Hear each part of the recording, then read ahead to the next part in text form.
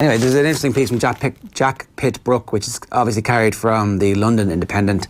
The headline, if you can read it there, is Southgate jumps to defence of Rice after England decision. So Gareth Southgate names Declan Rice in the squad. Declan Rice tweets how happy he is. So it's on the back page as well of the London Independent at St George's Park. Now, is Kev Kilbane mentioned in the piece? He is, yeah. So the piece is lifted unedited from the Independent News Service. Gareth Southgate has hit back at the easy criticism Declan Rice has faced.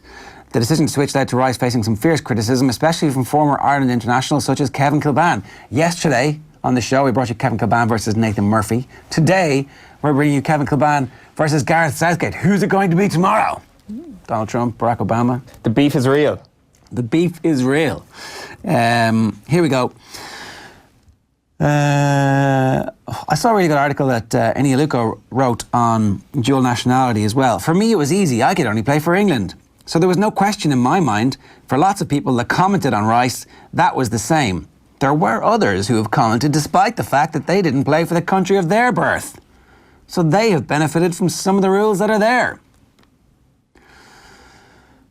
I mean, you know, England went out and kind of raped and pillaged their way around the world, and so therefore built an empire on the backs of the slaves that they took through centuries.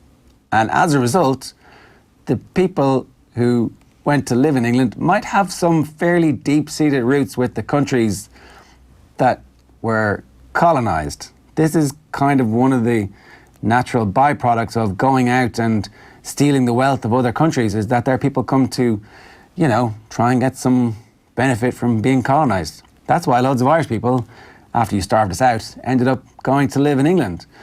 And you're going to have to get used to that. And some of those people will want to play for Ireland because they're Irish. That's how that works. Is it? Yeah. Yeah, Kevin Kilbane is entirely entitled to play for Ireland and to consider himself Irish, which is kind of the point that Gareth Southgate's missing here, that he benefited from the rules. Did he? It does. I mean, he didn't benefit from the rules. Like, it kind of suggests to me, when you kind of bring up rules, that there was some sort of deliberate act on the part of a player like Kevin Kilbane to actually go and make himself Irish, if that makes any sense. As in, he took it upon himself to declare for Ireland because he wasn't going to be involved with England. When you kind of bring up rules, that's kind of what it suggests to me, when clearly it couldn't be further from the case. So I don't think anybody in England knows that, because they don't know any of their history. They're not taught their history. They're taught that, like, oh, all these countries asked us to come over. You know, there was a strongbow everywhere who brought us over and said, here, take all our treasures and money and minerals and herbs and spices. Spices, not herbs. And you can have our oil, whatever. You can have whatever you want. Just take it. It's great. And we're going to take your footballers if they're any good. That's the trade-off here. We'll get all your stuff, and then if any of your footballers are any good, we'll pick them off at the last minute too. That's a good deal for the colonised, isn't it? Potatoes for players.